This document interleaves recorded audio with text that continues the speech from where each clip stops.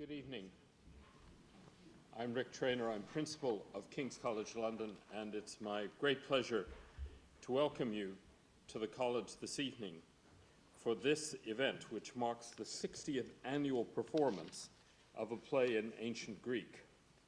And I'd like to congratulate you all, this large and varied audience, for overcoming a modern obstacle in braving the threat of a tube strike. Classics has been a core area of scholarship at King's since the college opened here in 1831. And we currently have one of the largest and most dynamic departments in the country. And I think it's also worth noting that King's has strong interests in things Greek relating to the period after the classical period, including Byzantium and modern Greece.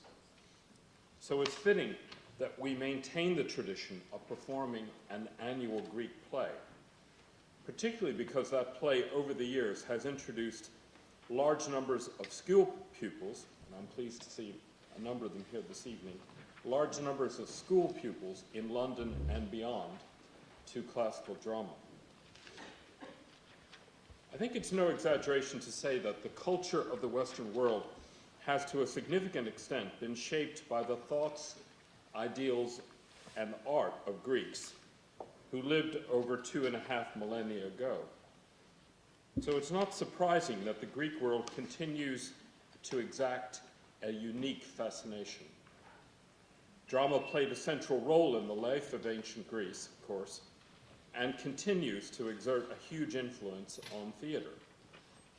And that fact hasn't been lost on BBC4, which recently transmitted an acclaimed series on the subject with no less a title than The Greatest Show on Earth. I'm delighted that two King's academics who appeared in the series, which was so popular that repeats begin tomorrow evening, are taking part in tonight's panel discussion, which asks the pertinent question, does Greek drama matter now? My colleagues, Professor Edith Hall and Dr. Rosie Wyles, are joined on the panel by their fellow distinguished classicist Tom Holland and acclaimed writer and comedian Natalie Haynes, under the chairmanship of Dr. Victoria Solomonidis, a fellow alumna and close friend of the college. Victoria is the cultural counselor at the Embassy of Greece, and I'd like to extend our thanks to the Greek Embassy for its support for tonight's event, which features as part of the cultural program of Greece's presidency of the European Union. Having greatly enjoyed another such event a fortnight ago, a wonderful concert of Greek music through the ages at the Greek Orthodox Cathedral of St. Sophia, I'm eagerly awaiting tonight's event. I'm now going to hand over to Rosie Wyles, who's producer of this year's Greek play, which is The Wasp by Aristophanes, and she'll give a little more background to the panel debate. Please join me in welcoming her.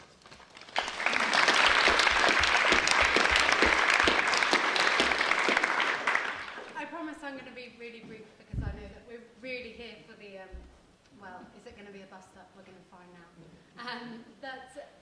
Just to put this in context and why we're doing this event, actually it's part of a broader initiative that we're doing in the Classics Department. We've got a real strength in a research strength in ancient theatre. So we're really keen to do events linked to ancient theatre. And I would, if you can bear to, please fill out the feedback so that we can actually put on events that you would like to come to. It all spirals as well from this tradition, a really unique tradition, in fact, to have a play in ancient Greek, performed in ancient Greek, and that's been running for 60 years. And this year is, as we've just heard, and you can't miss the leaflets, it's The Wasps, which is a highly politicised play, but also, I can tell you from rehearsals, I think it's going to be a riot. And technically, I'm the producer. This means that I book rooms so that they can rehearse. I can't actually take any credit for the creativity and the brilliance of this production, which is on its way. The director, the student director, who is sitting with us. Rosa Wicks is just here. I won't make her stand up, but you can spot her by her hat. And next week, you can see her and her cast in action. If you'd like a little taster of what that's going to be like, then do Google around on YouTube and you'll get a 1-minute trailer that probably gives the entire Aristophanes spirit of that production. But without further ado, I'll hand over to Victoria, who's going to chair the session. Thank you, Rosie. In fact, I have to say that having watched this little snapshot of the production, I warmly recommend that you all go home and Google it and watch it on YouTube, because it will make you go straight to Eventbrite and book your tickets for next week to come and see it. So let me add my welcome to you all to this very special event, which, as the principal has already noted, is part of the official cultural program marking the Greek Presidency of the Council of the European Union. The celebration of 60 years of Greek plays at King's is a great occasion for celebration, of course, and I'm delighted that one of my favorite Aristophanes plays has been chosen for the occasion. This evening I have the easiest of tasks. The members of this panel need no introduction, and all of you know them very well, and this is why we're here. They are, all of them, well-known experts in the subject we will be discussing. I will merely add a few points on each of them. Natalie, here on my left, is not only an accomplished classicist, comic, and author, whose most recent Ancient Guide to Modern Life provides classic answers to contemporary conundrums, but also admits to being the funniest teacher of classics that the independent school system has ever known. To be fair, I was only a teacher for 6 months. I was a right shambles. I'm not going to lie. I can't. I don't have another microphone apart from this one. I can't make the sound go up. To be fair, there are one more person than there is microphone, so I think this could... I hesitate to state the mathematical obvious, but we're all going to have to hunt, I think. Can you all hear us at the back? People up at the top?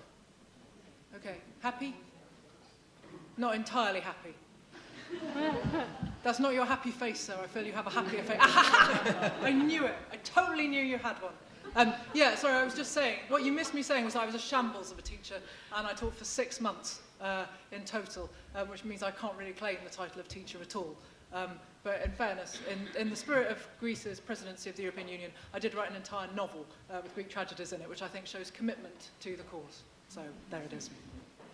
Tom Holland, whom we first met as an author of stories dealing with the supernatural, has recently given us a brilliant translation of Herodotus' histories and confesses that the father of history has been his constant companion since he was 12 years old, if not before. Among his many accomplishments, he counts the 2007 Classical Association Prize, awarded to the individual who has done most to promote the study of the language, literature, and civilization of ancient Greece and Rome. On the home team, as it were, to my right here, we have 2 members of the King's Classics Department. Professor Edith, who has been instrumental in promoting the study of ancient Greek drama and its reception in our times, mainly, but not only, through the archive of performances of Greek and Roman drama at Oxford, the Centre for the Reception of Greece and Rome at Royal Holloway, the Gilbert Murray Trust, and her numerous lectures up and down the country and abroad. Her recent book, Greek Tragedy, Suffering Under the Sun, is an invaluable introduction to ancient Greek drama. It discusses every surviving play in detail and provides all the background information necessary for understanding not only the content, but also the context of the plays, which is crucial both for understanding the conditions prevailing at the time and for drawing parallels with the contemporary human predicament, which is what we are here to discuss this evening. Dr. Rosie Wyles, a student of Edith, is a 20... He's still learning from the master. No, not in a mean way. Rosie is a 21st century classicist, by her own definition, is interested in both textual and performance aspects of theatre. She's a noted ambassador for Greek drama, the study of which she actually promotes not only within King's, but also through lecturing regularly in schools around the country. Keenly awaited, by many people including me, is her forthcoming The Reception of Greek Drama in 15th, 17th century France, and her research on Madame Dacier, the celebrated pioneering female translator of Aristophanes in Louis XIV's court. In the meantime, a fascinating preview of this topic is available on YouTube. Our panel is now ready to kick off the discussion, at the end of which there will be time for a question and answer session from the audience. Now, exercising the prerogative of the chair, I would like to start by asking the first question, a question, in fact, that has been on my mind ever since I first attended a performance of Medea at the Epidavros Theatre in the 1960s. The question is, what is it that makes thousands of people make a 4-hour return trip in the heat of summer to watch a play they have seen countless times, sitting in uncomfortable seats in an open-air theatre? What was it that made thousands of people attend the 12-hour, non-stop version of Peter Hall's Tantalus at the Barbican in 2001? In brief, what is it that makes these plays classic and a must-see? Over to you. Oh, well, the Medea is my first Greek tragedy as well, and I was 17, and I went almost as far as you. My dad drove me down from Birmingham, which is where I grew up, to the Almeida in Islington, where Diana Rigg, now of Game of Thrones, was playing Medea, and he took me because he had a crush on Diana Rigg from the Avengers, brackets, not Joss Whedon's Avengers, the other Avengers with Mrs. Peel and John Steed, obviously. And so when I said I was reading this play at school, he said, oh, well, she's doing it, let's go and see her. And I, at the time, didn't suspect his motives, although in retrospect I, of course, do. And it is simply no exaggeration at all to say that it changed my life permanently and for the better. It was an astonishing performance. I reckon I've probably seen 20, maybe 25 Medeas since, and not one of them has been up there. One with her daughter, actually, last year, a modern day one, was pretty damn good. But, you know, she just really, really nailed it. I don't have children, in case you were worried, by the way, before you write to my MP. But still, it seems to me that the contemporariness of it beats virtually any other tragedy. The idea of a person feeling total and obsessive and compulsive sexual jealousy still seems to me extraordinary and compelling. And it was beautifully staged, and the big will I, won't I, the big monologue which she has in the middle of the play, where she tries to decide whether or not she's really going to go inside and kill her children, which I know the classicists here will know is a very shocking moment, because it's pretty much the only time in tragedy, I think, I'm going to wait for Edith to just, you know, ping a piece of paper at me and say wrong, but that the chorus say, maybe we should stop her, maybe we should go and stop what's about to happen. The people who are normally there singing and dancing and commenting on the action and giving us a break from the tragedy suddenly look like they're going to intercede. And it was just one of those things where watching her play this role, the only role I would ever have wanted to play myself were I an actor, made me think, I never want to give this up. I never want this not to be in my life. And I took triple classics A-levels, Latin, Greek, and ancient history, and then I went and read a degree in classics, and then I briefly taught classics, and then I ran away and joined the circus, and then classics dragged me back. I thought I was free of it as a stand-up comic, but no, classics eventually, it won't let you go. And now, the Medea is pretty much the only Greek play that doesn't appear in my novel, because I couldn't make it fit, which was kind of annoying for me. But Oedipus and the Agamemnon more than filled the shoes left for it. But it's just one of those all-encompassing emotional experiences. I don't see really why you'd want to do anything else. When people ask me what my favourite play is, I still say the Medea after all this time. Not just ancient play, all the plays. Medea is really quite wet in comparison to Clytemnestra. Wet! I'm sorry. You know, Wet! Medea at least is the economic predicament of women and the sexual predicament of women. In her great speech, she does say the trouble is that, you know, we can't say no in marriage, rape doesn't exist in marriage, and the dowry system is unfair, and it's also incredibly boring being stuck at home all day. Yeah, she does say all that. However, Clytemnestra says all those things, and by the way, I am better at running Argos than you are. Would you like a nice hot bath, darling? Right?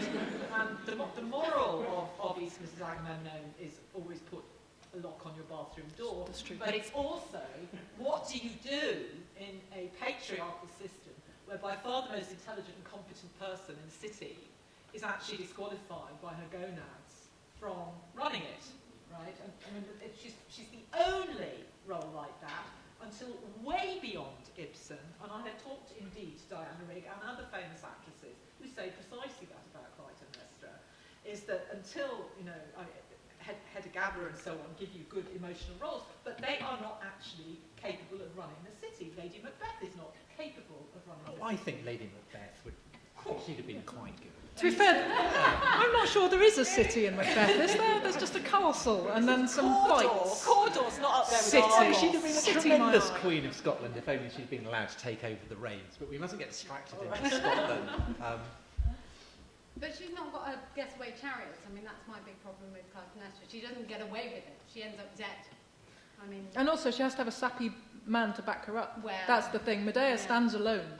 Clytemnestra can be No, super tough. No. 'Cause All he's she such a says sap. is he warms my heart. I bet he does. But the question here is, having watched Medea once with Diana Rigg or Katina Paxilou or whoever, Melina Mercouri or whoever, why do you go back to see it again? You know what's happening at the end, you know the story, you know what the chorus is going to say.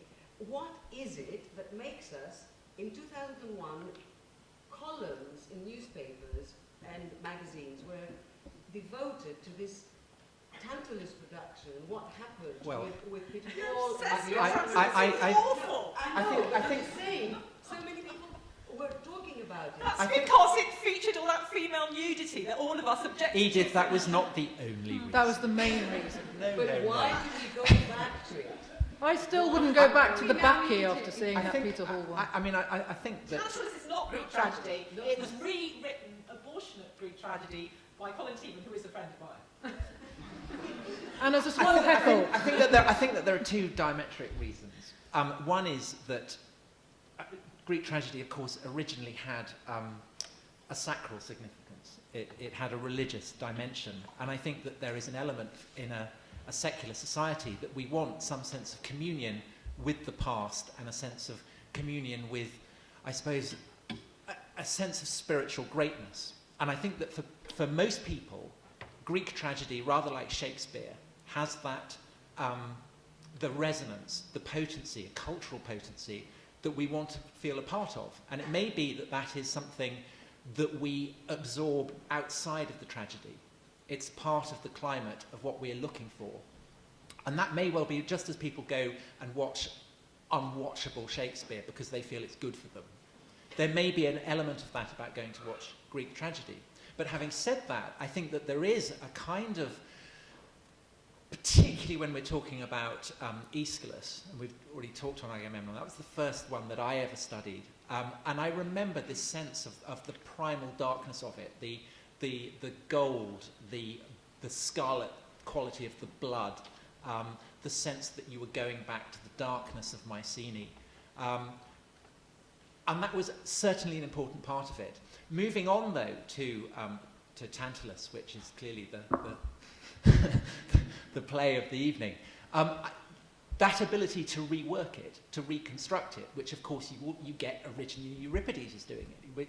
It begins again with the Greeks. And I think it's that idea that in looking at the drama of 5th century Athens, you have tragedy evolving from something almost with a sort of New Testament quality to a kind of post-structural, postmodern jouissance in Euripides. And then on top of that, you have Aristophanic comedy, which 2,500 years old, and it's still capable of inspiring laughter. And essentially, by engaging with Greek tragedy, as engaging with Shakespeare, you have the feeling that you are running the gamut of human creativity. You are broadening your sense of what human creativity is capable of. And I think that ultimately, it's that reason that draws us to Greek tragedy and to comedy. It's the fact that you feel you are engaging with something incredibly significant. And I'm aware that I'm sure that Edith will pounce on me for saying that and say that it's something sort of, I'm dealing with essentialism. But I think that it is hedged about with a sense of the sacral. Well, I'm massively in print to saying that the metaphysical depth of Greek tragedy is precisely the reason for its revival since about 1969. And Greece is different. For Greece, it is the national theatre. It is the national literature. There is documentable, massive coincidence of the revival of Greek drama, tragedy and comedy in performance with secularisation. And also, it was banned, wasn't it, under the kernels? So, it was, but that's the political issue. Can I carry on with the metaphysics? Yeah, do it. The fact is that this gives us, because very few people today, I know a couple of nutters, but very few people actually worship the Olympian gods. But they are allowed to now, aren't they, under Brussels ruling? This gives us, for multicultural society and for secular people, regardless of what post-antique religion you practice, which in the West tends to, monotheistic religions, it's huge in China, it's huge in Japan, honestly. It's totally documentable, done a lot of it, very big in certain parts of India. And this is because these are gods nobody actually believes in those specific gods, so that we can all come together to think about the really big questions. What is there up there? Is it my bad behaviour or my bad luck? Right? The problem with Shakespeare is the colonial Christian agenda. And not just colonial Christian, but colonial Protestant. Right? You get the stereotypes of Italians and Spaniards and so on. This is the metaphysical medium for a secular and multicultural world. I have no doubts about that. The politics, that does not affect the comedy so much. The political argument, which I guess in some ways is the most interesting, which is entirely to do, as far as I'm concerned, with the fact that all these plays, every single one of our 30 Greek tragedies and our 11 Greek comedies, not by Menander, but the Aristophanic ones, like Wasps, were composed under the Athenian democracy when, guess what, who was the sovereign executive power in the state? The ordinary people. I know they had slaves, but they had direct, non-representative democracy, and they wrote plays, both tragedy and comedy, about how ordinary people dealt with their leaders. And goodness me, don't we wish we have some of those? Goodness me, why can't we be really rude about our royal family in the theatre today? Goodness me, why can't we have, in the Wasps, we have the most important politician of the day, Cleon, so say David Cameron, in a ridiculous dog costume, barking his way through a rig trial, accused on stage openly of venal corruption of every single kind, of cronyism, of murderous taking people into battle and wars that they shouldn't be. I actually think we might not have gone to Iraq and Afghanistan if we'd subjected Blair to what Aristophanes did here. If you'd put him in a dog. I really believe that. A poodle suit. Well, this is, if we're done with the first bit, this is the second question that was given to me by somebody who's interested in the subject. Goes as follows. Greek drama played a role in allowing politicians to be criticized, even ridiculed. Do we still have that kind of powerful mechanism of safety or safety valve in modern culture? Do we? No. Yes. Yes, we do.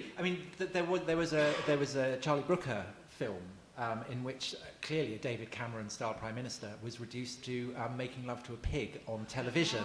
And I think that is kind of Aristophanic.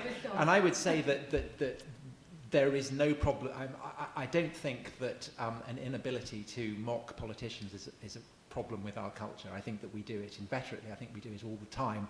And I would say, if anything, the tendency to mock and jeer at our politicians blinds us to the tragic potential that some of them have. I actually think that Tony Blair is a sensational tragic hero. If you go along the idea that a man, a tragic hero is someone who is destroyed by his own qualities, his own virtues. It seems to me that all the characteristics of Tony Blair that made him an inspirational figure also made him a destructive figure. And I think the same could be said of Gordon Brown, the Tiberius of the modern age, who, waiting for so long, brooding, conspiring, and then reaches the top and discovers that he's useless. I think there's a sort of... Capri is not Kirkcaldy, I'm sorry. No, that makes it even more tragic. It does, really. Kirkcaldy is objectively more tragic than Capri. But I think that we have lost the capacity to endow our political leaders with any hint of tragic dignity, and I think that to a degree that's a shame. Did we lose it or did they? Oh, both. Where is it? Both.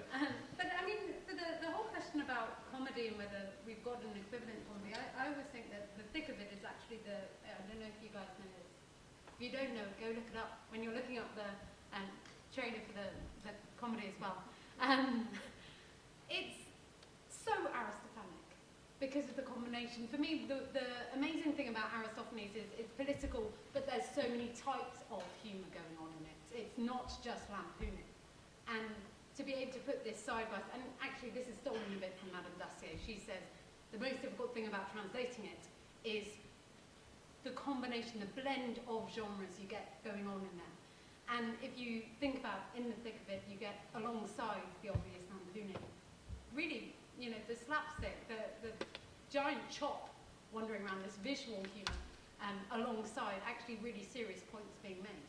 And I wonder whether that's the closest equivalent. Yes, but I accept what you're saying about there being some media and genres that there is very radical criticism of politicians. I'm talking about exactly the same body, exactly the same 30,000 men who voted in the assembly, yeah, then went to the theatre, right, to have the people who had stood up in front of them saying, oh yes, let's go and conquer Sicily, yeah, or let's go and have a siege in Potidar, or I know what, why don't we just go and kill all the men on Lesbos tomorrow morning? Then they go off to the theatre and see the same guy dressed up as a silly dog, Yeah. portrayed by a very funny the comic actor, in a hill literally 400 yards to the southwest of where they're in their parliament. That is what we're really missing. I'm not sure, because I think that what we have, if you have a sort of a major political occasion, so the coming election, every speech that will be made, every press conference that will be held, will be accompanied by a chorus, and I use the word advisedly, on Twitter, of people dumping on everything that every politician says and posting. I'm not complaining about this. I'm not complaining about this, but I'm saying that I think that we have now a kind of comic background to everything that any politician does, and no politician can possibly stand up and hope to be, you know, I imagine every politician knows that he or she is going to be roundly mocked, even as he or she is making that speech. Yeah, absolutely, I think so. Well, speaking as the only person who has ever been a comedian here, then I would suggest that I'm with Edith on this, I'm afraid. I don't think there is anything like enough scabrous ungenerosity at the expense of our politicians. And I think it's true on several counts. It's true, the thick of it is obviously an awesome show and Charlie Brooker, but these are not people who have a mass audience. They're a mass audience in a room full of hip young students, but they do not have a mass audience in the greater scheme of things. We have the highest take-up of Twitter, I think, any country on earth, and it's 16%. 16, a 1 and then a 6. It is a tiny minority of ordinary people. At the same time, comedy is having a huge upsurge in popularity. You have no idea how many people I used to gig with at little sort of 40-seater venues who are now touring, you know, Wembley Arena and the O2 Arena sort of 10 nights in a row without any difficulty at all. And none of them really is doing political material. These aren't people I'm criticising for that, the Michael McIntyres or Sarah Millikins of this world, but these are people who are doing almost purely observational social comedy. There's virtually no politics in it at all. The politics is very much to a much smaller cult audience. If you think of the mass audience that was achieved when, this is not true for very many of you because you weren't alive, but when Margaret Thatcher was in power, now I know once upon a time, not Meryl Streep, a real person, when Margaret Thatcher was in power, then Friday and Saturday Night Live, the shows which made Ben Elton, who to you I know is just, you know, We Will Rock You, but to me was a very inspirational figure for a long time before We Will Rock You happened and I cried real tears. This made his name, being against Margaret Thatcher and Normo Tebbs, as he used to describe Norman Tebbit appropriately, with absolutely no affection whatsoever. This genuinely made him famous. This made him a household name. And you get the same sort of thing is happening in America. The biggest name stand-ups, I would say, working in America at the moment, Louis C.K., Patton Oswalt. These are people who are doing brilliant observational comedy and sometimes some politics, but largely politics has taken a backward step. And the oddest thing has been watching, I sort of assumed that when we ended up with a coalition government or a right-wing government, as I would perceive them to be, that we would end up with a corresponding upsurge in both stand-up and in sitcoms. And actually, as sitcoms tend to be now at the expense of process, so things like 2012 were about the processes, the stupid bureaucracy and admins. It was about the system, not about the people or about the very idea that the system should exist at all. So I feel very strongly that comedians have taken a bit of a backseat on this. I think the only people who are truly going for the scabrous every single week are cartoonists, political cartoonists. Every time that David Cameron appears in, say, The Guardian, he has a condom for a head and so on. And you go, well, that to me looks more Aristophanic than virtually anything. And I think it's just brutally because comedians have got too rich. Comedians' jobs used to be telling the truth to people in power, when a comedian, naming no names, is found to be using the exact same tax-dodging scheme as some people in power. It slightly reduces your capacity to criticise them. And if we remember, if we go back in the 80s where, as you said, Margaret Thatcher was a real person, we then every Sunday had Spitting Image, which Absolutely. was so irreverent. And the voices for that were being provided by, amongst others, Steve Coogan, who is now up for an Oscar for Philomena, Philomena, because she's Irish, not Greek. But you can see, I don't blame him. It's a beautiful film and it's beautifully written. But that's definitely now what he's doing, rather than scabrous comedy at the expense of politicians, is getting an Oscar nomination. So he's made a choice, a good one for him, for sure, but maybe not good for all of us. Moving to the next question that has been asked is, how has Greek drama informed the presentation of modern theatre or the movies? We've talked about that. All right. In every way possible. I made a documentary, which I interviewed Edith for a few years ago, and she'll talk to you a bit about what she talked to me about then, I hope, about Greek tragedy and soap opera called Oedipus Enders. And it was all about the comparisons between the two. And it seemed to me quite a spurious argument to begin with, if I'm honest. I didn't tell that to you at the time because it seemed rude. But, and then the more we did, the more it became the case that it wasn't spurious. So in the first instance, as you will all know from your Aristotle, unity of time, unity of place. EastEnders is set in the East End. If it were called Albert Square, it would be no different a show. Right? Coronation Street is set in Coronation Street. Emmerdale used to be called Emmerdale Farm. These are all locational names. They have unity of place. They have unity of time. It's never more than 24 hours. They never jump forward. There's never a flashback. There's no subtext in either Greek tragedy or soap operas. People walk on stage and they go, I'm furious, here's why. And no point in Chekhov's style does anyone go, oh, I'm really thinking about going to Moscow, and then go outside and shoot themselves in an orchard. That never happens in either form. And it seemed like one of those things which we'd sort of, made up. And then actually, when I went to the production offices of the people who write EastEnders and Coronation Street and others, they have ideas boards, which are largely full of tragedies they've cut out of newspapers. I'm not going to lie to you. Really there's a lot of, child hit by car type things up on them. And then there's also, all of them have done classics somewhere along the line. If they do the BBC Drama Writers course, they get taught Aristotle. They get taught the Poetics. And they have a whole list of Greek tragedy titles up on the board. And I said, are you really telling me that when it isn't working for you, you try and find a Greek tragedy? And he said, yeah, honestly, we sit there and we go, how can we, and I quote, Greek it up? And you're, oh, okay, well then that's excellent. And I asked if there was any tragedy they'd never managed to use, and the answer was the Medea.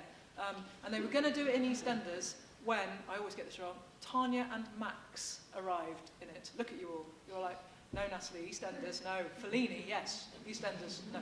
Well, some people appeared, and he's having an affair, and they have children, and she's angry. And they thought they would do a Medea storyline, she'd kill their kids, and then they realised did the Agamemnon. She couldn't come back next she week. She slept with the brother, and then she killed her. No, she walled him up alive, so I like to think of it as an inverse Antigone. That's the way I look at it. But yeah, no, it turns out that from high art to low art, from The Wire, the character arc of Stringer Bell over 3 seasons of The Wire is the exact character arc of Oedipus and Oedipus the King, I would suggest, right the way down to low art of soap opera. Greek tragedy is everywhere, and anyone who thinks differently should be reading that Aristotle before they start their screenplay. I think it's lurking in the background, but I think that the understanding of Greek drama that tends to influence certainly soap opera and film and thing is mediated through the Romans. I think it's mediated through Plautus, and I think it's particularly mediated through Seneca, who essentially extracts all the melodrama and goes big on it. And that then, of course, influenced the Elizabethan and Jacobean playwrights, and from them it's descended down to us. So I think that the kind of, there is kind of unity, will occasionally be there, but I think also the prolixity, the eclectic love of space and time reflects owes more to the Shakespearean example than to classical Greek drama, which essentially was only rediscovered pretty late in terms of certainly British drama. So I guess I kind of agree and kind of don't. I think film is actually, in general, much more Homeric. That's what I think. It takes, the Odyssey in particular is the mother of all film plots, whether it's the road movie, the romance, the initiation rite movie, the revenge, but the revenge showdown. We postponed the big bloody homecoming, the Clint Eastwood moments where everybody gets blasted to pieces. I have argued this at great length in a book And called vampires. Return of Ulysses, available at all.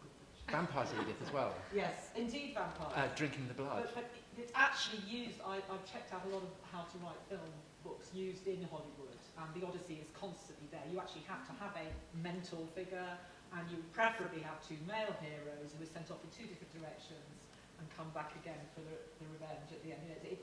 That's what I think. I think tragedy is much more to do with soap opera and small theatre. But tragedy in turn is slices cut off the great feast of Homer, isn't it? Well, So,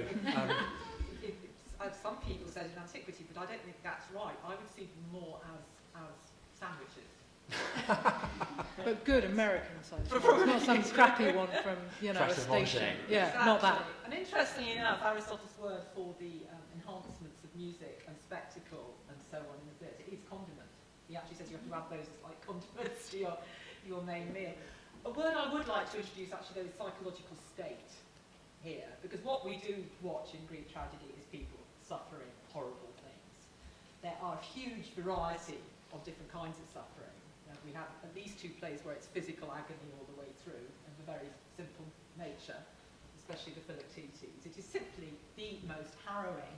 You could not do the Philoctetes, which has about half an hour of raw, primal, agonising screaming. It takes an extraordinary actor to do it in a modern film. It would not pass any kind of censor. well, maybe It would- Saw. Yeah, you could do Saw it. 3. No, we're up to about 7 by now. How for it not to be pornographic? Yeah, well, that's the problem, be isn't it? reflective, But that's what I mean, that philosophical. it's become Yeah, Senecan. yes, exactly. The Medea we keep going back to, but to me, Because it's the really interesting good. thing about Medea is this is the first great murder play. She, at the beginning of the play, has not decided to commit the murder at all. An hour and a half later, she does it. We watch somebody in cold blood decide to kill the thing she loves the most. How many murder movies have there been ever since then? And Oedipus is kind of the first mystery story, isn't it? Definitely. Let's just simply not forget Actually, it's the that plot of it's Angel the Heart. mother of all mimetic art, which is what Aristotle calls something where you pretend to be someone else, right? They did not do it. Homer recited narrative. Along came Thespis, is the first playwright we know about, in about 540 BC, puts on a funny mask and says, "Hello, I'm Agave, right? I'm Queen of Thebes, and I'm going to turn my son to pieces." And then, the chorus said, "Oh, we'd better be Maenads," and said, "Oh, Agave, let's all go out to the mountain together." We know that it's called the Maenads or something, the first ever Greek tragedy, and that was that, right? From then on, every time you watch an actor pretend to be someone other than they are, you've gone back to something that we know firsthand in Athens in 540 BC. So there is no possibility of you ever turning on a television set and watching a drama, or turning on the radio and listening to a drama, if you've not been doing something very, very Greek. Or Right. biblical, No. possibly. Job, You think that was a play? don't know. Well, having decided on that, can you please tell me which Greek drama would you most like to see as a Hollywood or even Bollywood blockbuster? Well, this is so serious, though. Such a serious question. Actually, I was talking about this morning when I was grilling my master's students and trying to get all of their ideas, because that's what we do. Tell me what you think. And we've been doing this course on Aeschylus, where they get to read all of Aeschylus. And I have have to say Aeschylus is totally, totally undersold. I mean, it's amazing. It's absolutely mind-blowing, and there's just, I mean, something we haven't really mentioned, I think, is, you know, Greek tragedy is so difficult in that it really forces you to think and you can't get an answer. I think part of this going back is actually to do with, or maybe, you know, maybe I'm going to work it out this time. And you can't, it's not easy. There's not an easy message. You're made to work, you're made to be really reflexive. And so, actually, the play I'd entirely forgotten about. I'm sorry, it happens. There's too many. It's, oh yeah, Suppliants. Suppliant Women, have we heard of it? Amazing. 50, well, if we did it in a film, there would be 50. You know, judging after Troy, there would be 50. Very, very luscious daughters of Egypt. And they turn up, and they're desperate not to get married to their cousins, you know. And it becomes a massive headache for the King of Argos, who has to deal with the whole issue of political asylum. And he's desperate to get round it and says, can't you go back to your own country and work this out with a legal case there? Do you really have to force me into a position of having to start a war, which you get to see in the next play, with your cousins, and actually the king's going to end up dead because of this? I mean, imagine this as a dilemma, and that's exactly what, I mean, plus visually spectacular. You know, if we're going to go back to Tantalus, yeah, they're going to threaten to kill themselves by taking off their girdle. We all know what that can also be used for. So there's a lot going on with this play, and of course, eventually these Danaids are going to end up killing their husbands. So it isn't really a happily ever after. I mean, the moral of the story is, do not marry your cousin. That's my choice. It's very easy for me. It's a play about the famous Argos royal family, but one that isn't very much performed, and it really should be. It's called The Orestes. And in this, Orestes and his best mate, and they're only about 19, and their psychotic sister Electra are portrayed as completely delinquent young people. Right? They are completely thuggish, and it's very, very, very, very funny all the way through. And they just, like, whenever they kill someone, they sort of say, like, oh God, well, who should we kill next? It's, I've got a very good PhD student at the moment writing actually about gang culture in classical Athens, and he's got very interested in using modern theories about how gangs go on to analyse how this particular pack behave. So it's extremely funny about these delinquent young people. So I could really like to get my hands on some excellent sort of 17, 18-year-olds, sort of French, I think, you know, La Haine, remember? Sort of actors, that kind of thing. But in the showdown at the end, because it is 408 BC, and the democracy has just 2 or 3 years before this actually been overthrown by some tyrants. They got it back. But at the end of it, you actually have the entire citizens of Argos coming in, led by Uncle Menelaus, who wants to be a tyrant and have a coup. But the people come, and Orestes and Pylades are standing on the top of the palace of Argos, about to burn it down, suicidally. You know, they're just young suicidal delinquents. And also just kill their cousin Hermione, because why shouldn't they?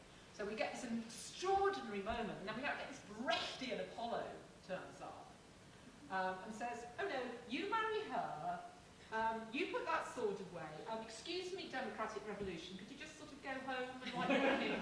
It's an extraordinary moment of the God from the machine doing the totally impossible, because the class conflict had completely taken over Athens in 408 BC. But I know I could make I feel that with the right cast, and I would definitely need that guy, Jude, what's his name, as Menelaus. Jude Law as Menelaus, really sort of slimy, very clever. I saw him as Hamlet. He was very good. Yes. He was a very good Hamlet. He had a lovely Yes, he green was. jumper. Okay, That's not the only thing I've taken away from it, but it was nice. Casting these things is great fun. Yeah, it is. With the contents of Hollywood. Yes, and knowing what about Bollywood? Any suggestions or? Well, the play that I would go for would be The Bacchae. No. That would work very well with Bollywood. Yeah, But I'd rather go Hollywood, and I would either go sort of Wicker Man style horror film, in which, you know, Pentheus is maybe a policeman who ends up on a Scottish island. I don't know. Or science fiction, because I think that one of the problems, of course, with updating Greek tragedy is the issue of the gods. What do you do with the gods? How do you make them credible? And science fiction offers a ready solution to that in the form of aliens or super enhanced, nano enhanced, superhumans, something like that. I think that that would work well. I would like to recommend one film that's just coming out, I think, this week, which I had a preview of, which is authentically tragic in the Greek sense, although it's not modelled directly on a Greek play, which is called The Patrol. And it's the first British film that's been made about the war in Afghanistan. And it features, as the name suggests, a patrol. And it obeys essentially the unity of time and space. Not of time, but certainly of place. It's a British patrol that is based, that's been sent out to a village in Helmand, and they are just there. They don't really know why. It's almost a sort of Beckettian sense of absurdity around it. And awful things slowly start to happen. And there is, and every so often, a helicopter descends, rather like a god, and then vanishes again. And at the end, there is a real sense of catharsis. I won't tell you what happens, but it is really worth seeing. The Patrol, and it was made on an absolutely tiny budget. I only know about it because I met the director in a coffee shop in Brixton. He told me about it, and I was and he said you must come and see it. And I went along sort of very grudgingly, thinking, because I told him, and I was absolutely blown away. And it's the very kind of low budget film that I suspect will creep under the radar and nobody will see. But if you do get the chance to see it, it is really very, very tragic in an authentically Greek sense. But it's not a Hollywood blockbuster. No dancing girls or anything like that. In that case, I completely take Tom's point about sci-fi. There's a reason why, if you go back to those old 60s episodes of Star Trek, there's often a Greek or Roman theme. It's because sci-fi works really well with Greek or Roman themes, and also people who made Star Trek were classics nerds, as well as space nerds. They're our best kind of nerds. It's tempting to say Medea, but I think we've talked about her enough. So in that case, my dream casting of my dream alternate play would be to do the Heckabee, and I would cast Judi Dench, obviously, as Heckabee, because I'm sure many of you know the story, and if you don't, I'm about to spoil it for you. But in my defence, you've had 2,500 years to read this, so what have you been doing? Wasting your time with other books, no doubt. But as I'm sure you know, Heckabee has had all her children either murdered or enslaved, or their grandchild thrown off a rock or whatever at the end of the Trojan War. She's had a very difficult week, let's say, and her one source of consolation is that she has one son remaining, Polydorus, who they sent away before the war began with a big whack of cash in the hopes that he would be fine. And then they send him to a family friend, Polymestor, who of course murders him for the money.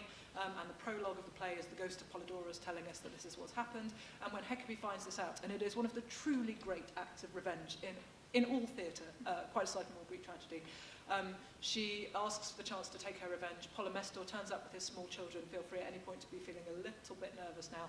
Turns up with his small children, and she kills his children with the help of the women of the chorus. She kills his children, and then they put out his eyes with pins. So the very last thing he will ever see is his children being murdered in revenge for having murdered someone's child. And she would be awesome doing it. So, And on that bombshell. Yeah. Sorry. on this happy And then note, she gets turned into a dog. And then she gets turned into a dog. Yeah, that is true. But then that's a good part for the little dog from the artist, right? That means Uggy can come out of retirement. Come on, Uggy. We're still waiting. I liked him. So, we have talked about some magnificent villains, heroes, and comic characters in Greek drama. What are the modern equivalents? Oh, well, there's quite a few lurking around. I mean, I think the truly great... How many of you have not seen The Wire and are planning to see The Wire? Because I really don't want to ruin that for you. Oh, okay, excellent. I think that there's a truly great Sophoclean hero in The Wire, which is the character of Stringer Bell, played by Idris Elba, of course, in that time-honoured, embarrassing way where somebody goes to America and they realise they're good. And then they come back to us and we go, oh, sorry, we sort of didn't know you were good until the Americans told us it was all right, and now we get it. Sorry, everyone, sorry, we were looking the other way. And his character is just the most perfect Oedipal arc in a purely non-sexual way, if one can have a non-sexual Oedipus. because he's fated. He's born in the rougher part of Baltimore. He is fated to die young. That's his only job, is to be a drug dealer and to be killed by the time he's probably 20. That's what happens to everybody who's from the bit of Baltimore that he is from. And instead of that, he educates himself. He runs away from his destiny. He goes to Corinth, as it were. He refuses to fulfill his destiny, to be shot age 14 on the street delivering drugs. He's smarter than the other people. He creates an alliance with another extremely important family, the Barksdale gang, for those of you who are properly nerdy. And then gradually he builds his power in a really interesting educational way. He goes to night school to do management training. He starts running his drug dealing business like any other business. And he's completely avoided his fate. The very thing he was destined to do, he's avoided doing. But at one point, he eventually kind of turns over and realizes he wants to get away from the drug dealing business altogether and become a completely respectable businessman. So he goes into a property deal with a senator. And at that point, when he is exactly at the point of running away from his destiny, is where it comes back and bites him massively in the face. He is caught out by two different prongs of his old life and his new life, and of course he has a tragic ending because he is a tragic hero. And it is the most perfect tragic arc, and it is so brilliant. The only real difference is that his death happens on screen rather than off. So there is no messenger speech, there's just us watching this extraordinary and terrible thing happen played out in front of us. It's a hell of a show. If you haven't watched it, you should really watch it. I'd like to nominate George Bush. When the Americans were planning to invade Iraq, tragic. When the Americans were planning to invade Iraq, they brought in all kinds of classicists to reassure him that America was indeed the lineal descendant of classical Athens, and that Iraq and Iran were the embodiments of the primordial hordes of Asia. Of course, the irony is that the Americans and NATO were in fact the Persians, and Aeschylus, who came from a rugged mountainous backwater that saw off the superpower, wrote a play called The Persians, in which Xerxes, the Persian king, is the tragic hero. Extraordinary work.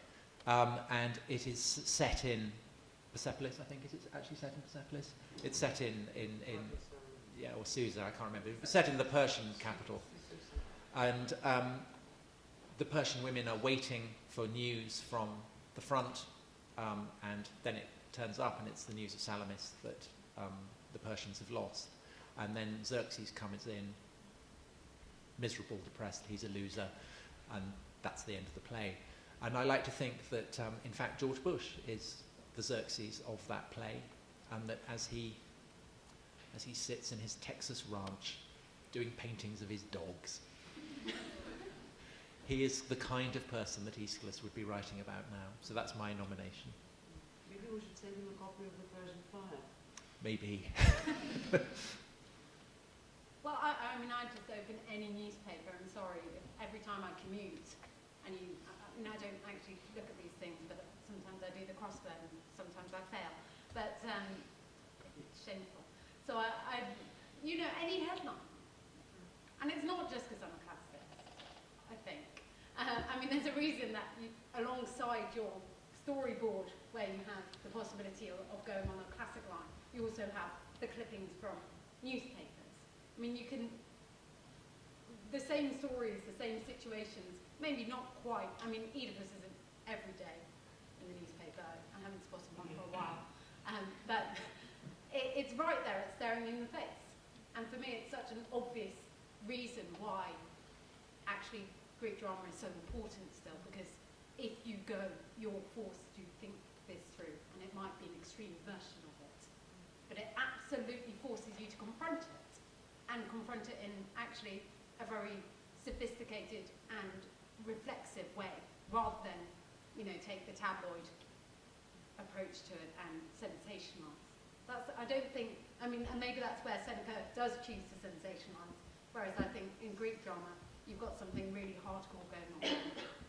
I'm actually going to nominate a type rather than an individual, though I don't know how many of you saw the boy in the striped pajamas, but the role of the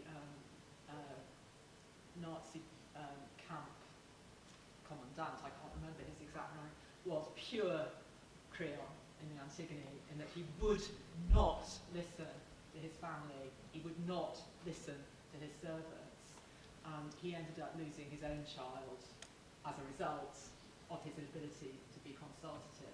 And you find the scene where he weeps when he realises that his own vicious policy towards other young people has murdered his own boy. It's pure Creon. But the type of Creon is the one that haunts me most, I have to say.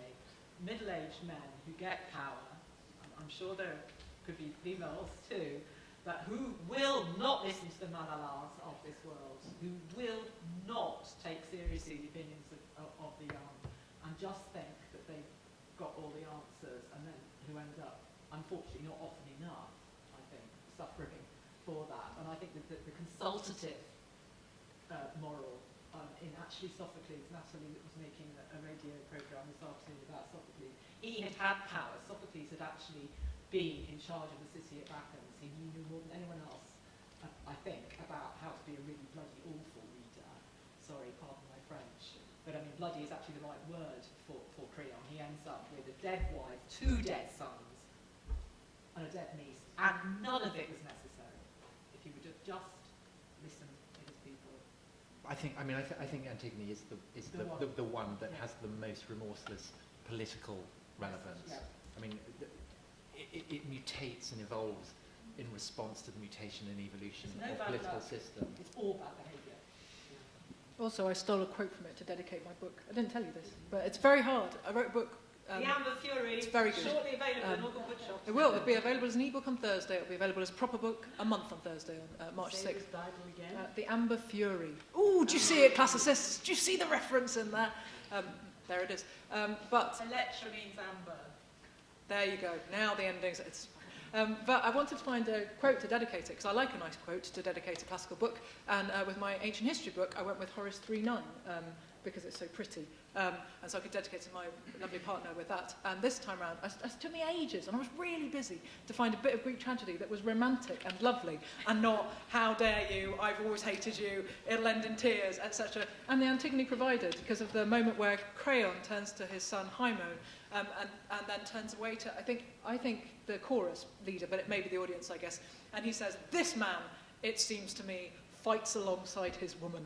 And that's the quote that I went with to dedicate my book. Imagine how romantic I am. No, I know, it's fine. That was wonderful. Now, for the last, to close our part and open the floor to the audience, what are the most powerful messages that emerge for our society from Greek drama? Don't marry your mum. Don't kill your dad. Marry your cousins. Don't marry your cousins. Generally, marry well. If someone looks like they're about the right age to be your mum, just don't marry them. Just rule that out. Or sleep with them. Or don't sleep with them either. Or if you do, safe sex. In fact, generally, safe sex. Don't eat your children. Don't eat your children. Don't kill your children. Don't have an affair when you're married to somebody who might kill your children. Don't accept a present that's covered in poison. I can keep this up. When somebody gives you a love potion and they really hated you, it might not be a love potion, it might be poison. Oh. Somebody gives you a lovely knitted sweater, don't wear That it might be covered in poison. Exactly. Could I slightly broaden it out? And go rather po-faced after that. I think that what's interesting about Western culture as it's evolved is that it has lain in the shadow of 2 destroyed cities, one of which is Jerusalem, one of which is Troy. And the Jews and then the Christians evolved one solution to the problem of why cities should be destroyed, why babies should have their skulls smashed against the side of walls by conquering soldiers, why women should be raped, why old men should be slaughtered. And the Greeks came up with another explanation for that. And really, we are the heirs of those 2 explanations, and they are always at war, I think, in our hearts. And I think that you can no more understand the significance of Greek tragedy for the present without reference to the biblical tradition than you can understand the biblical tradition without reference to the Greek. So that would be my sort of hugely All-encompassing. vast, encompassing answer to that. Mine would actually be, sleep on it. Which was actually a motto in ancient Greek. It was, liberation is best done at night. Yeah? And looked at, there is actually this, it's actually over Birkbeck College, in Nocte Concilium. Have you seen it? To liberate at night. The reason why the unity of time emerged is quite simply because the Greeks really did believe that taking decisions very slowly was the right way to do it. Thucydides makes it quite clear throughout in the Peloponnesian War histories that these two things that make bad decisions, both for your family and for you as an individual and for the state, are what he calls tahuta, being too quick and passion. Over and over again. Whenever they're allowed to go and sleep on it, they come back much more rational. And that is why, Medea decides in the pressure of an hour and a half. Oedipus acts far too hastily. And Creon needed simply to call the parliament, right? Instead of, I'll be very, very quick, finishing. I really do believe that. And it fits with Greek ethics, and that's why this do it very, very, very quickly. And I think for today's email generation, we've all done it. We used to write a letter, leave it by the front door, and wait till the morning. Yeah? You get drunk, hate someone, write the letter, leave it by the front door, go to bed, wake up, and put the letter in the bin. And we can't anymore because we got drunk and sent that email. My husband will not let me do emails after 9 o'clock at night. He won't. He actually locks the computer and puts in some sort of password. But Herodotus had it right. Yes. Persians. I was about to, I was happy because about this is the solution to Yes. it. You have your conference, you come to a conclusion sober, Yeah. then you get drunk, and when you're drunk, you try and work out whether it still makes sense. Alternatively, Yeah, you have to if you're drunk, you all get drunk, you meet and you come to a conclusion, then you have to make the decision again sober. And I've always felt that it would make for a sensational late-night political chat show where you get people on and they're only allowed to do it once they've had 5 pints.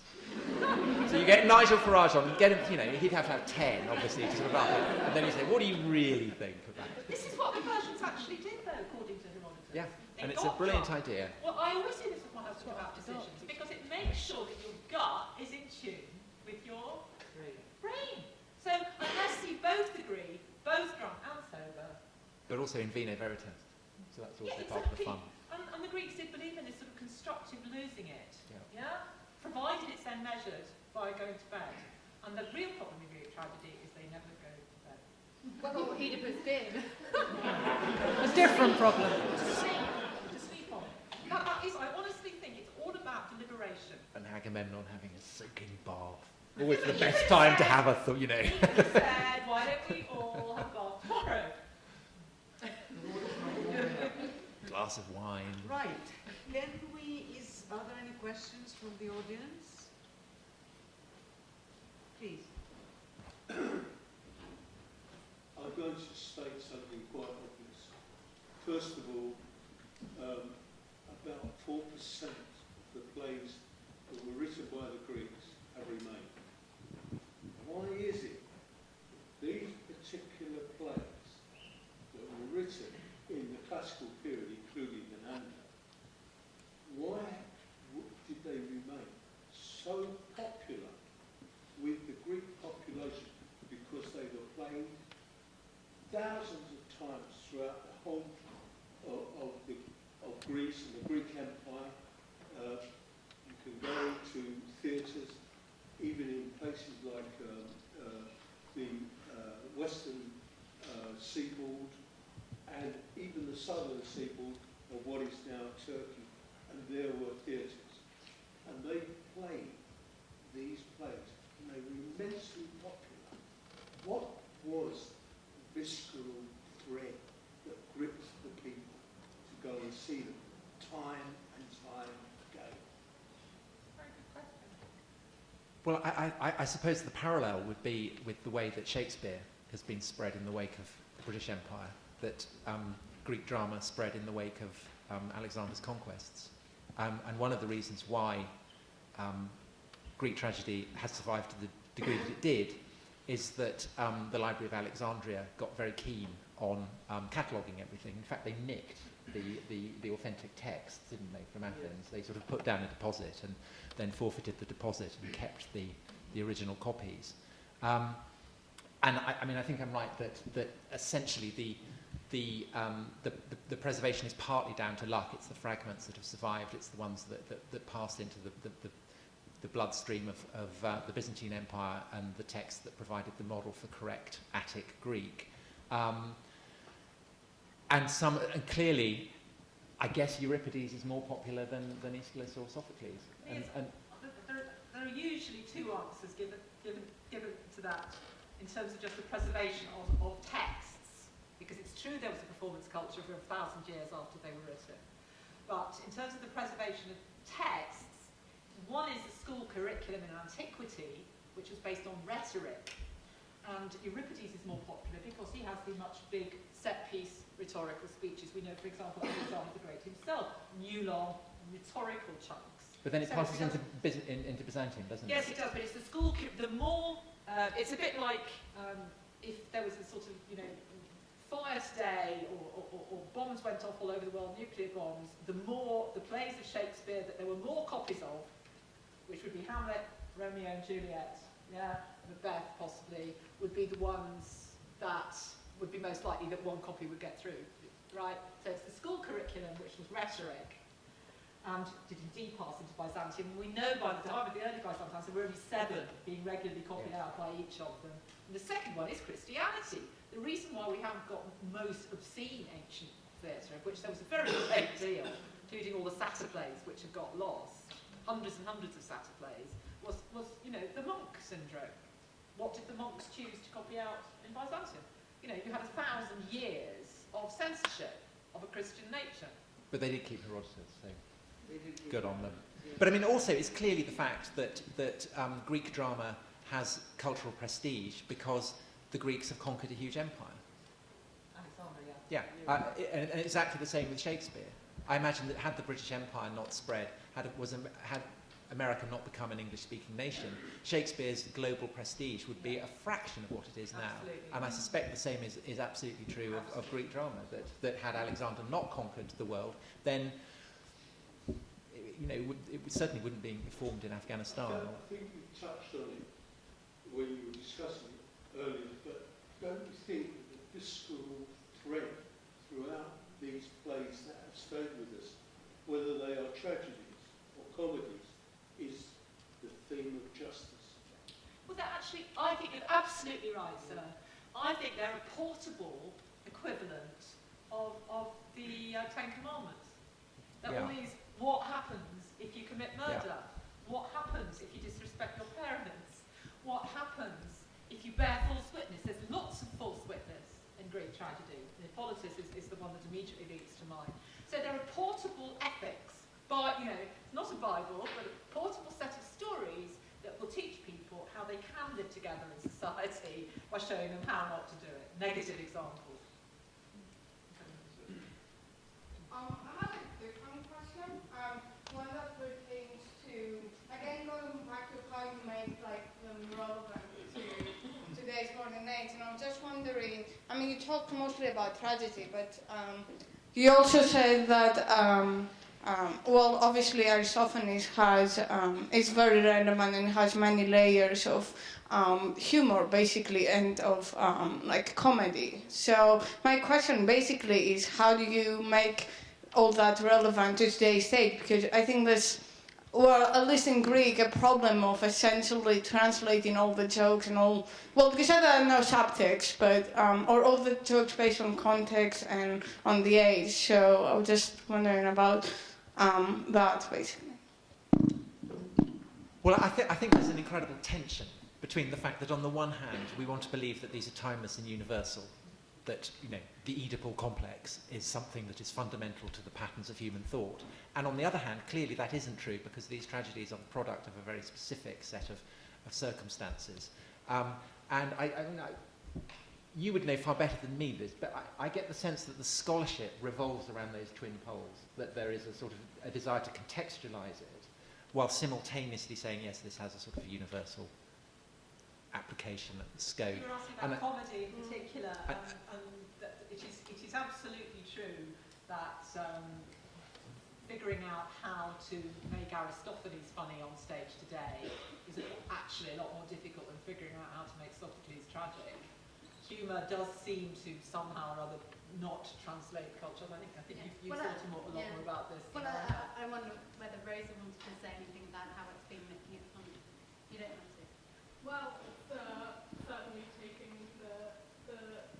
the slapstick element. I mean, there's an element of kind of Monty Python-esque humour about the production that I'm staging in particular, and obviously the references and the kind of character assassination that was very specific to his time is something that's again hard to bring across, but yeah. But that's the advantage of Aristophanes, isn't it? Is that he's got everything. It's like if you don't like, for example, 90% of the jokes in Austin Powers, it's still going to be one of the funniest films you see. Because there's a million jokes in it, and some of them will be slapstick, and some of them will be scatological, and some of them will be verbal, and there'll be, you know, every single possible variant. You'll always come away with something. It's the closest parallel I can ever find for Aristophanes is The Simpsons, because they can afford the budget, because it's all a cartoon. You can afford to have a huge cast, like Aristophanes could. Imagine a sitcom now, with a cast the size of that you get in The Birds or the Wasps. I mean, it's just inconceivable. But obviously when it's a cartoon, you've got far more options, and you can have things like talking animals. And yes, it's weird, but it's a cartoon, so we can live with it. So I think basically you just have to pick the bits that you can take and leave the bits that you can't. And that's always the way with comedy. The plot of Lysistrata is timelessly funny. That's true. You can all, I mean... but when it's not. The ideological problems are huge. Ideological problems maybe, but it's still funny. It is funny. The jokes against women and the jokes against barbarians and slaves are a huge problem. There's a very, very, very... Rita Dove wrote a very interesting article once about going to watch Aristophanes' Women at the Thesmophoria, which the biggest stereotype in it is a Scythian slave who came from the Black Sea, who to the ancient Greeks was as funny as a really awful stereotype of an African would be in a 19th century white American comedy. It's as simple as that. And she watched a production where she was absolutely embarrassed to her core and outraged at the use of ethnic stereotyping. And it's very, very, very interesting read. And I feel the same about Lysistrata. If Aristophanes jokes about women's sex drive, I mean, it's like cucumber patch jokes. It's extraordinary. He never meant to be to bed with a woman. But it could work either way. The idea of someone going on strike and not offering sex is, I think, a sort of a useful, timelessly funny plot twist that I think has been used. As Edith has observed, but it could work the other way. As Edith observed on this wonderful series, which is starting again tomorrow, and I warmly recommend, especially to our students who are there at the back, and I warmly welcome, I forgot to say this at the beginning, the Birdwood School students that I see, welcome, and the other students. So watch it, guys, from Wednesday onwards. As Edith has observed, Lysistrata is a lot more than not giving sex. Because what happened... I would not deny that. I would not deny the sexism, the ingrained... It's the other stuff too. Headed anywhere else other than with their wives. The point was that the women were in charge of the Acropolis. They were in charge of the money. And thank you very much for making that point. It had never crossed my mind. This is the point of Lysistrata. Therefore, yes, the humor may not translate and may not travel, but the main points do to our days. And the point was that they took over the exchequer. It has an impact on the effect of the sex strike as well, actually, because there's been a sex strike in the last few months in Colombia by women. By women who are refusing to have sex because there aren't roads in their district that are good enough to get them to hospital if they go into labour and it starts to go wrong. And they have absolutely no power at all, and they've really got nothing else left at their disposal other than say, we're not having sex with you until we might not die on the way to hospital giving birth. So thanks, but it hasn't been effective yet because they have no money and no power. But I kind of hold out a little hope that they might be. I think it would be glorious. The first time in history, I think, a sex strike has been held because the consequences of sex, brackets, pregnancy, are killing the women who are refusing to have sex. There it is. I mean, I'm not disputing that there is sort of obviously a deeply ingrained sexism in all Greek drama, I mean, by the nature. But I think also that there are certain plots that you can abstract out and use, so that, the Tempest provides the core for whatever that thing was that in space, the what was it? Give me a clue. Forbidden World, I think. Forbidden Planet. Planet. Forbidden Planet. right. The plots like that of Oedipus or Hamlet underlie all kinds of dramas. It's harder to find that, I think, with comedies, but I think that the Lysistrate plot is one that you can find underlying quite a lot of farce. Yes, I agree. And what I like about Aristophanes that I think is very translatable is that it's best in the wasps, which is it's a bit like it was absolutely fabulous actually with Sapphi, where it was a mother and a daughter, but where you have a really rather outrageous middle-aged parent and a thoroughly sensible and organised younger kid. That is the standard. It's men in Aristophanes, the father-son. But there's something inherently funny about the parent who's not as smart as the child. And I really think Jennifer Saunders was thinking of that with Adina and Sapphi. Unfortunately, my daughters call me Adina, which worries me. But I think that family, I think that's a brilliant stroke. And I very much hope you brought that up very well and that is, I think, like 7 of the Aristophanes plays has that kind of basic relationship. Yeah. Last question. Sorry, so I was just wondering, so obviously the plot and the characterization hugely affects us. I wonder what you think why we keep doing them in ancient Greek, and what the main reason behind that is when we get so much from the translation and actually can lose some through it in Greek.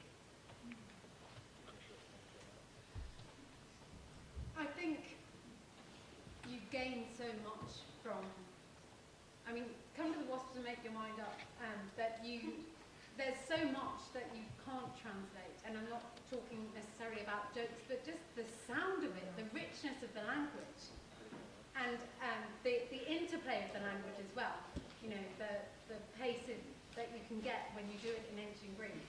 And, you know, English, I love the English language, but, you know, there's some things you just cannot do, and you really don't have the same flexibility and richness, especially, you know, when you can start bringing in the rhythms of meter.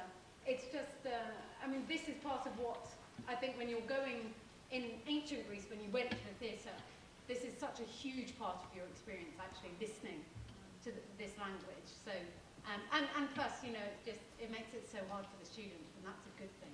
It is also just so thrilling to hear these ancient words come alive. I mean, you're not talking about utility and usefulness, I think. I'm talking just about sheer unadulterated tingle factor.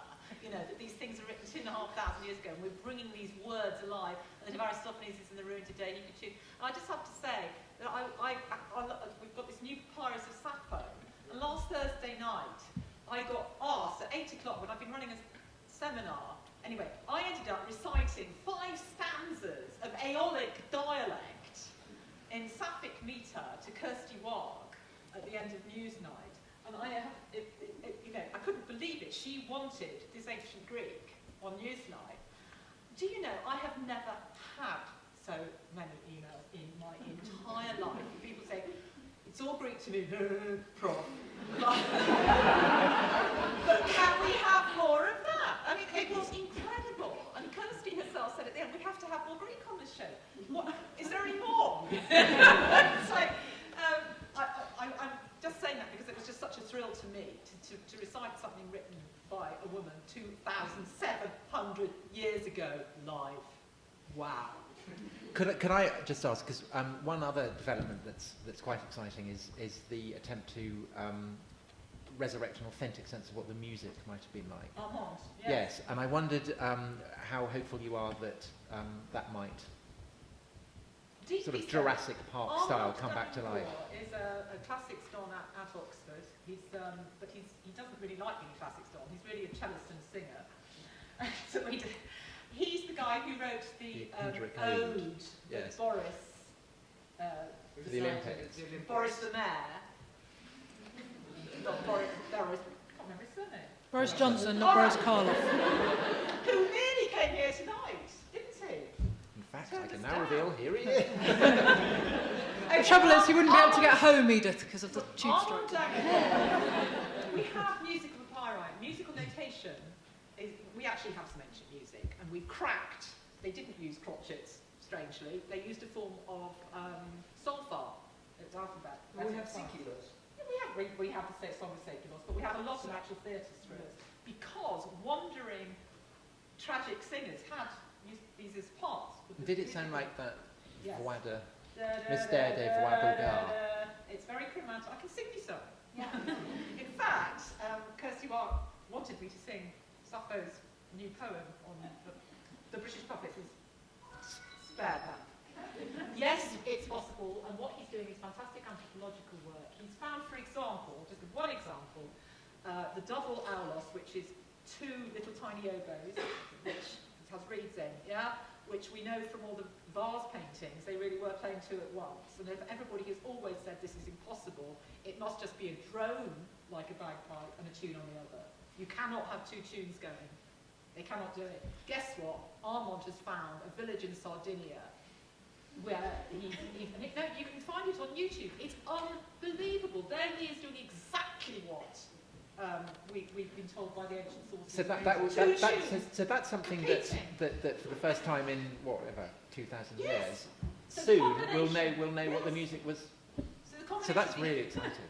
Anthropology, the papyri, and Armand, the Angor.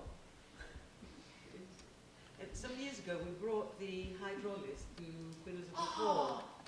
And we had the hydraulis and sicular. The water organ. It was amazing. But on this very happy musical note, we will have to close, and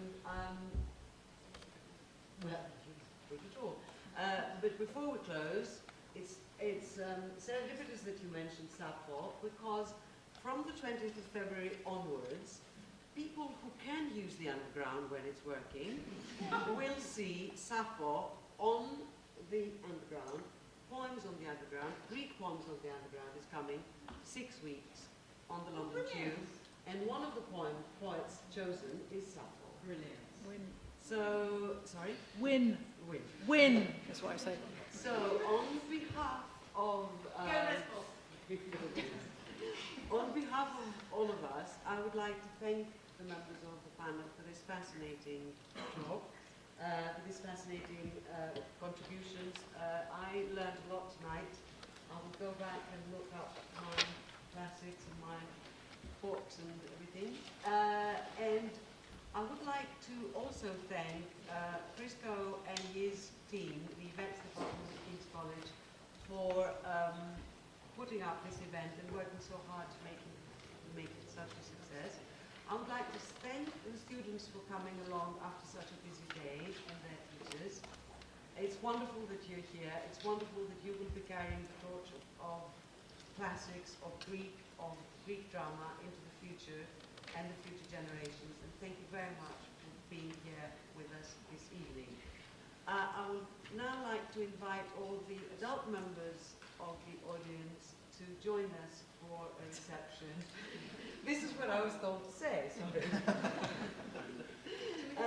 So that's not us then? Is that what you're saying? That's not us. Sorry, before we go, can I just ask you where your scarf is from? It's so nice.